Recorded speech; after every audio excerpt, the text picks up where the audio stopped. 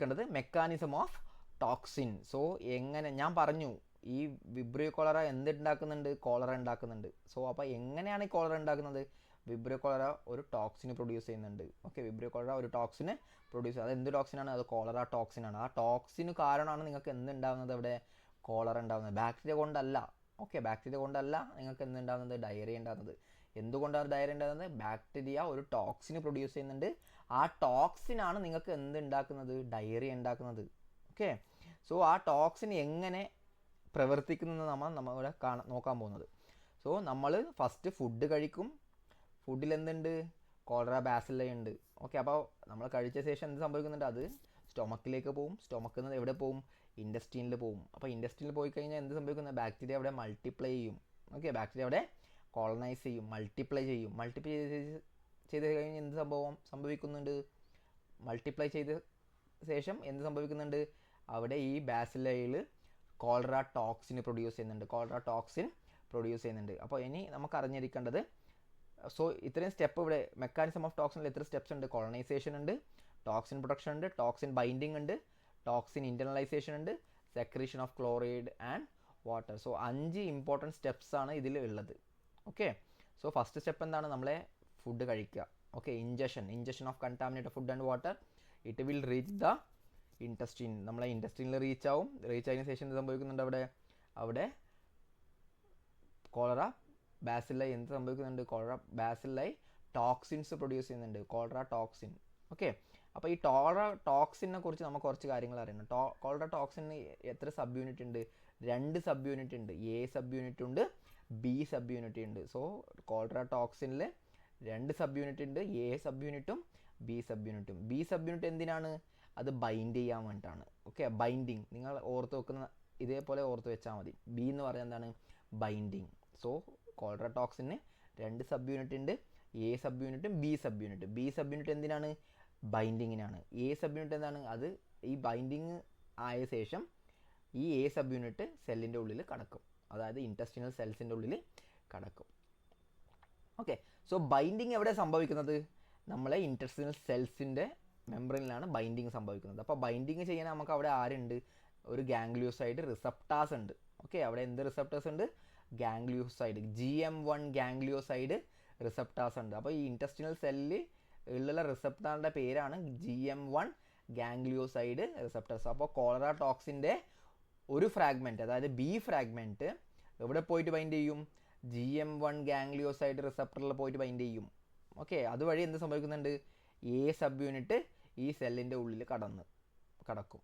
Okay, സെല്ലിൻ്റെ ഉള്ളിൽ കടക്കും. ഓക്കെ, സോ ഇത്രയും കാര്യങ്ങൾ ഈ സ്ലൈഡിൽ നമുക്ക് അറിഞ്ഞിരിക്കണം. സോ മെക്കാനിസം ഓഫ് ടോക്സിനിൽ നമ്മൾ കണ്ടാമിനേറ്റഡ് ഫുഡ് ആൻഡ് വാട്ടർ കഴിക്കും. അത് കഴിച്ച ശേഷം എന്ത് സംഭവിക്കുന്നുണ്ട്? ഈ വിബ്രിയോ കോളറ എവിടെ എത്തും? സ്മോൾ ഇൻറ്റസ്റ്റിനിലെത്തും. സ്മോൾ ഇൻറ്റസ്റ്റിനിൽ എന്ത് സംഭവിക്കുന്നുണ്ട്? അവിടെ വിബ്രിയോ കോളറ ടോക്സിന് പ്രൊഡ്യൂസ് ചെയ്യുന്നുണ്ട്. എന്താണ് ആ ടോക്സിൻ്റെ പേര്? Cholera toxin. അപ്പോൾ ആ കോളറ ടോക്സിന് 2 സബ് യൂണിറ്റ് ഉണ്ട്. എയും ഉണ്ട്, ബിയും ഉണ്ട്. സോ ബീൻ്റെ ഫംഗ്ഷൻ എന്താണ്? ബി പോയിട്ട് ബൈൻഡ് ചെയ്യും. എവിടെ ബൈൻഡ് ചെയ്യും? ഇൻറ്റസ്റ്റിനൽ എപ്പിത്തീലിയം സെൽസിൽ ബൈൻഡ് ചെയ്യും. അപ്പോൾ എങ്ങനെയാണ് ബൈൻഡിങ് സംഭവിക്കുന്നത്? ഈ ബി സബ് യൂണിറ്റ് പോയിട്ട് GM1 ഗാംഗ്ലിയോസൈഡ് റിസപ്റ്റാറിൽ പോയിട്ട് ബൈൻഡ് ചെയ്യും. അപ്പോൾ ഇത് ഈ റിസപ്റ്ററുള്ള എവിടെയെന്ന് നിങ്ങൾക്ക് അറിഞ്ഞിരിക്കണം. അത് സെല്ലിൻ്റെ മെമ്പറിനിലാണ്. ഓക്കെ, അപ്പോൾ സെല്ലിൽ ബൈൻഡ് ചെയ്യും ത്രൂ GM1 ഗാംഗ്ലിയോസൈഡ് റിസപ്റ്റാർ വഴി. ഓക്കെ, സോ അത് ബൈൻഡിങ് ചെയ്തതിന് ശേഷം എന്ത് സംഭവിക്കുന്നുണ്ട്? എ സബ് യൂണിറ്റ് സെല്ലിൻ്റെ ഉള്ളിൽ കടന്നു കളയും. അപ്പോൾ A sub unit is internalised and divide into A1 and A2. So ഈ എ സബ് യൂണിറ്റ് സെല്ലിൻ്റെ ഉള്ളിൽ കടന്നു കഴിഞ്ഞാൽ അത് ഡിവൈഡ് ചെയ്യും. എങ്ങനെ ഡിവൈഡ് ചെയ്യും? A1 ആൻഡ് A2 ആയിട്ട് ഡിവൈഡ് ചെയ്യും. A sub unit will divided into A1 and A2. Okay, so A2 fragment എന്ത് സംഭവിക്കുന്നുണ്ട്? അത് ആക്റ്റീവ് A1 ആയിട്ട് ബൈൻഡ് ചെയ്യും, ലിങ്ക് ചെയ്യും. ഓക്കെ, ആക്റ്റീവ് A1 ആയിട്ട് ലിങ്ക് ചെയ്യും. ഏത്? A2 fragments. Okay, so A2 fragment link ചെയ്തതിന് ശേഷം അതെന്ത് സംഭവിക്കുന്നുണ്ട്? അത് സ്റ്റിമുലേറ്റ് ചെയ്യും. ആരെ സ്റ്റിമുലേറ്റ് ചെയ്യും? അഡിനൈൽ സൈക്ലേസ് എന്ന് പറയുന്ന എൻസൈമിനെ സ്റ്റിമുലേറ്റ് ചെയ്യും. അപ്പോൾ സെല്ലിൻ്റെ ഉള്ളിൽ എന്തുണ്ട്? ഈ എൻസൈം ഉണ്ട്. അഡിനൈൽ സൈക്ലേസ് പറയുന്ന എൻസൈം ഈ സെല്ലിൻ്റെ ഉള്ളിലുണ്ട്. അപ്പോൾ ഈ അഡിനൈൽ സൈക്ലേസ് എന്ത് ചെയ്യുന്നുണ്ട്? സ്റ്റിമുലേറ്റ് ചെയ്യുന്നുണ്ട്. അപ്പോൾ സ്റ്റിമുലേറ്റ് ചെയ്യുമ്പോൾ എന്ത് സംഭവിക്കുന്നുണ്ട്? അഡിനൈൽ സൈക്കിൾ കൂടുതലായിട്ട് അഡിനൈൽ സൈക്ലേസ് സ്റ്റിമുലേറ്റ് ചെയ്യുകയും അതുവഴി എന്ത് സംഭവിക്കുന്നുണ്ട്? ഈ സെല്ലിൻ്റെ ഉള്ളിലെ എ ടി പി എന്തായിട്ട് മാറാം? സൈക്ലിക് AMP ആയിട്ട് മാറാം. അപ്പോൾ കൂടുതലായിട്ട് എന്ത് സംഭവിക്കുന്നുണ്ട്? അഡിനൈൽ സൈക്ലേസ് അവിടെ ആക്ടിവിറ്റി സ്റ്റിമുലേറ്റ് ചെയ്യുന്നുണ്ട്. അപ്പോൾ അഡിനൈൽ സൈക്ലേസ് എൻസൈം സ്റ്റിമുലേറ്റ് ചെയ്യുന്നത് വഴി എ ടി പി എന്തായിട്ട് മാറുന്നുണ്ട്? സൈക്ലിക് AMP ആയിട്ട് മാറുന്നുണ്ട്. അപ്പോൾ കൂടുതലായിട്ട് സൈക്ലിക് AMP അവിടെ പ്രൊഡ്യൂസ് ചെയ്യും. അപ്പോൾ സെല്ലിൻ്റെ ഉള്ളിൽ നിന്ന് കൂടും? സൈക്ലിക് AMPൻ്റെ അളവ് കൂടും. എങ്ങനെ കൂടുന്നത്? അവിടെ എന്താണ് ഈ ഫ്രാഗ്മെൻ്റ് ഇല്ലേ, A2 fragment links the active A1, right? അത് ആരെ പോയിട്ട് സ്റ്റിമുലേറ്റ് ചെയ്യും? അഡിനൈൽ സൈക്ലേസ് എന്ന് പറയുന്ന എൻസൈമിനെ സ്റ്റിമുലേറ്റ് ചെയ്യും. എൻസൈം സ്റ്റിമുലേറ്റ് ചെയ്ത് കഴിഞ്ഞാൽ എന്ത് സംഭവിക്കുന്നുണ്ട്? ആ എൻസൈം പോയിട്ട് എ ടി പിനെ സൈക്ലിക് AMP ആയിട്ട് കൺവേർട്ട് ചെയ്യും. അപ്പോൾ കൂടുതലായിട്ട് എൻസൈം ആക്ടിവേഷൻ സംഭവിക്കുന്നുണ്ട്. അതുവഴി എ ടി പി എന്തായിട്ട് മാറുന്നുണ്ട്? സൈക്ലിക് AMP ആയിട്ട് മാറുന്നുണ്ട്. അതുവഴി സൈക്ലിക് AMPൻ്റെ അളവ് സെല്ലിൻ്റെ ഉള്ളിൽ കൂടും. ഓക്കെ, സെല്ലിൻ്റെ അളവ് കൂടുകയും അതുവഴി അവിടെ എന്താണ്? അബ്സോർപ്ഷന് ബ്ലോക്കേജ് നടക്കുന്നുണ്ട്. അതായത് cyclic AMP level increases. So രണ്ട് കാര്യങ്ങൾ സംഭവിക്കുന്നുണ്ട്. സൈക്ലിക് AMPൻ്റെ അളവ് കൂടുമ്പോൾ രണ്ട് കാര്യങ്ങൾ സംഭവിക്കുന്നുണ്ട്. അതായത് hyper secretion of water and electrolyte within the intestinal lumen and inhibition of reabsorption of sodium and chloride by the cells which results in purging diarrhoea of rice water stool. അപ്പോൾ എന്താണ് ഈ രണ്ട് പോയിന്റ്? അവിടെ എന്ത് സംഭവിക്കുന്നത്? Cyclic AMPൻ്റെ അളവ് already സെല്ലിൻ്റെ ഉള്ളിൽ കൂടുതലാണ്. അപ്പോൾ സൈക്ലിക് AMPൻ്റെ അളവ് കൂടുമ്പോൾ അവിടെ കൂടുതലായിട്ട് വാട്ടറും ഇലക്ട്രോലൈറ്റും ഇൻറ്റസ്റ്റിനൽ ലുമനിലേക്ക് റിലീസ് ചെയ്യും. അതായത് സെല്ലിലുള്ള വാട്ടറും ഇലക്ട്രോലൈറ്റും എവിടെ റിലീസ് ചെയ്യുന്നുണ്ട്? ഇൻറ്റസ്റ്റിനൽ ലുമനിലേക്ക്, ഇൻറ്റസ്റ്റിൻ്റെ കുഴലിലേക്ക് കൂടുതലായിട്ട് റിലീസ് ചെയ്യുന്നുണ്ട് വാട്ടറും ഇലക്ട്രോലൈറ്റും. ഓക്കെ, ഇവിടെ തന്നിട്ടുണ്ട് ഹൈപ്പർ സെക്രീഷൻ. അപ്പോൾ സെക്രീഷൻ അല്ല, ഹൈപ്പർ സെക്രീഷൻ ആണ്. കൂടുതലായിട്ട് വാട്ടറും ഇലക്ട്രോലൈറ്റും സെല്ലിൽ നിന്ന് ലുമനിലേക്ക് റിലീസ് ചെയ്യുന്നുണ്ട്. അതുമാത്രമല്ല, ഇൻഹിബിഷൻ ഓഫ് റീഅബ്സോർപ്ഷൻ. അപ്പോൾ നമുക്കറിയാം, നമുക്ക് ഇൻറ്റസ്റ്റിൻ്റെ ഒരു ഫംഗ്ഷനാണ് റീഅബ്സോർപ്ഷൻ. നമ്മളെ ലുമനിൽ എന്തൊക്കെയുണ്ട് അത് റീഅബ്സോർബ് ചെയ്യും സെൽസ്. ഓക്കെ, അപ്പോൾ സെൽസിന് ഇവിടെ റീഅബ്സോർബ് ചെയ്യാൻ പറ്റുന്നില്ല. കാരണം എന്താണ്? അതവിടെ ഇൻഹിബിഷൻ സംഭവിക്കുന്നുണ്ട്, അവിടെ ബ്ലോക്ക് ചെയ്യുന്നുണ്ട്.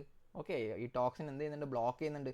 അതുകൊണ്ടാണ് അവിടെ എന്താണ്? ഈ സെല്ലിന് ഈ റിലീസ് ചെയ്ത സെക്രീറ്റ് ചെയ്ത സാധനങ്ങളൊന്നും സെല്ലിന് തിരിച്ചെടുക്കാൻ പറ്റുന്നില്ല. ഓക്കെ, അപ്പോൾ inhibition of reabsorption of sodium and chloride by the cell. So അതുവഴി എന്ത് സംഭവിക്കുന്നുണ്ട്? കുഴലിൻ്റെ ഉള്ളിൽ എന്ത് നിറയും? വാട്ടറും ഇലക്ട്രോലൈറ്റും നിറയും. സോ അതുവഴി എന്തുണ്ടാക്കുന്നുണ്ട്? അവിടെ പർജിങ് ഡയേറിയ ഉണ്ടാകുന്നുണ്ട്. ഓക്കെ, ഡയേറിയ ഉണ്ടാക്കുന്നുണ്ട്. സോ ഇതാണ് എന്താണ്? Mechanism of toxin. ഓക്കെ, നമുക്ക് ഈ ഡയഗ്രാം നോക്കിയാൽ നമുക്ക് അറിയാൻ പറ്റും. അപ്പോൾ വിബ്രിയോ കോളറ ഇതാണ് ലുമൻ. ഓക്കെ, ഇതാണ് ലുമൻ, ഇതാണ് സെൽസ്. ഓക്കെ, ലുമൻ ഉണ്ട്, സെൽസ് ഉണ്ട്. അപ്പോൾ ലുമനിൽ എന്തുണ്ട്? ലുമനിൽ ആര് വന്നു? ബാക്ടീരിയകൾ എത്തി. ഓക്കെ, നമ്മളെ ഫുഡ് വഴി ബാക്ടീരിയകൾ എത്തി. എവിടെ എത്തി? ലുമനിലെത്തി. ആ ബാക്ടീരിയകൾ മൾട്ടിപ്ലൈ ചെയ്യും, അവിടെ കൊളനൈസ് ചെയ്യും. അത് കഴിഞ്ഞ ശേഷം എന്ത് സംഭവിക്കുന്നുണ്ട്? അവിടെ വിബ്രിയോ കോളറ ബാസിലൈ ഒരു ടോക്സിന് പ്രൊഡ്യൂസ് ചെയ്യുന്നുണ്ട്. ആ ടോക്സിൻ്റെ പേരെന്താണ്? Cholera toxin. Cholera toxin produce ചെയ്യുന്നുണ്ട്. അപ്പോൾ ആ കോളറ ടോക്സിന് രണ്ട് സബ് യൂണിറ്റ് ഉണ്ട്, എയും ഉണ്ട് ബിയും ഉണ്ട്. ഓക്കെ, സോ ബി എന്തിനാണ് യൂസ് ചെയ്യുന്നത്? ബി ബൈൻഡിങ് ആണ്. അപ്പോൾ ആ ഇൻറ്റസ്റ്റിനൽ സെല്ലിനെ ബൈൻഡ് ചെയ്യും. ആര് ബൈൻഡ് ചെയ്യും? B sub unit. Okay, B is for binding. അപ്പോൾ എങ്ങനെ ബൈൻഡ് ചെയ്യും? അവിടെ നമുക്ക് റിസപ്റ്റർ ഉണ്ട്. ആ റിസപ്റ്ററിൻ്റെ പേരെന്താണ്? GM1 ഗാംഗ്ലിയോസൈഡ് റിസപ്റ്റാർ. സോ GM1 ഗാംഗ്ലിയോസൈഡ് റിസപ്റ്റാർ വഴി ഈ ടോക്സിൻ്റെ ബി സബ് യൂണിറ്റ് ബൈൻഡ് ചെയ്യും. ഓക്കെ, ടോക്സിൻ്റെ ബി സബ് യൂണിറ്റ് ബൈൻഡ് ചെയ്യും. അതുവഴി എന്ത് സംഭവിക്കുന്നുണ്ട്? എ സബ് യൂണിറ്റ് ഉള്ളിൽ എത്തും, ഇൻറ്റസ്റ്റിനൽ സെല്ലിൻ്റെ ഉള്ളിലെത്തും. അപ്പോൾ ആ സെൽ പിന്നെ എന്താ സംഭവിക്കുന്നുണ്ട്? ആ എ സബ് യൂണിറ്റ് ഡിവൈഡ് ചെയ്യും, A1ഉം A2 ആയിട്ട് ഡിവൈഡ് ചെയ്യും. പിന്നെ അത് ഈ A2 എന്ത് സംഭവിക്കുന്നുണ്ട്? ആക്റ്റീവ് എയുമായിട്ട് ലിങ്ക് ചെയ്യും. അതുവഴി അത് അവിടെ പോയിട്ട് എന്ത് സംഭവിക്കുന്നുണ്ട്? അവിടെ സ്റ്റിമുലേറ്റ് ചെയ്യും. ആര് സ്റ്റിമുലേറ്റ് ചെയ്യും? അഡിനൈൽ സൈക്ലേസ് എന്ന് പറയുന്ന ഒരു എൻസൈമിനെ പോയിട്ട് സ്റ്റിമുലേറ്റ് ആക്കും. അപ്പോൾ സ്റ്റിമുലേറ്റ് ആയി കഴിഞ്ഞാൽ എന്ത് സംഭവിക്കുന്നുണ്ട്?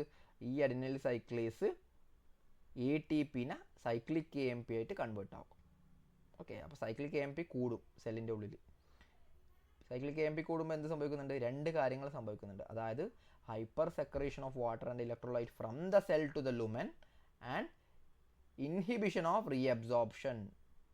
Okay, inhibition of reabsorption of water and electrolyte. അതായത് ലുമനിലേക്ക് റിലീസ് ചെയ്ത സംഗതികൾ, അതായത് ഇലക്ട്രോലൈറ്റോ വാട്ടറോ വാട്ടെവർ, അത് റിലീസ് ചെയ്ത കാര്യങ്ങളൊന്നും ഉള്ളിലേക്ക് സെല്ല് റീഅബ്സോർബ് ആവില്ല. കാരണം അത് ഇൻഹിബിഷൻ സംഭവിക്കുന്നുണ്ട്. അതുവഴി എന്ത് സംഭവിക്കും? ലുമനിൽ ഫുള്ള് വന്ന് നിറയും.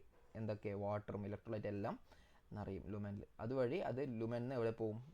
റെക്ടം വഴി പുറത്തേക്ക് പോകും, ഡയേറിയ ആയിട്ട് പുറത്തേക്ക് പോകും. സോ ഇതാണ് മെക്കാനിസം ഓഫ് എന്താണ് കോളറ ടോക്സിൻ.